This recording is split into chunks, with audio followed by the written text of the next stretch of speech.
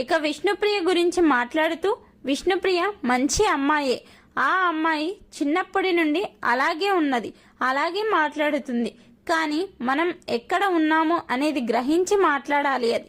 అది ఆ అమ్మాయి తొలి వారంలోనే గ్రహించడం నిజంగా ఆమెకి చాలా ప్లస్ అవుతుంది.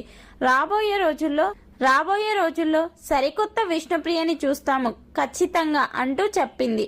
చివరగా మణికంఠ గురించి మాట్లాడుతూ మణికంఠను ఏమాత్రం ఎవరు నెగ్లెక్ట్ చేసినా సీజన్ టైటిల్తో బయటికి వస్తాడు. ఒక పాయింట్ దొరికితే ముందు ఉన్నది నాగార్జున సారైనా వదిలే ప్రసక్తే లేదు అంటాడు. అలాంటిది కంటెస్టెంట్స్ ని లెక్క చేస్తాడా? కాకపోతే అతని కష్టాల మూలాన కొంచెం డిప్రెషన్ కి గురవుతున్నాడు. అది ఓవర్కమ్ చేస్తే మణికంఠ టాప్ 5కి చేరడం చాలా ఈజీ అంటూ చెప్పింది.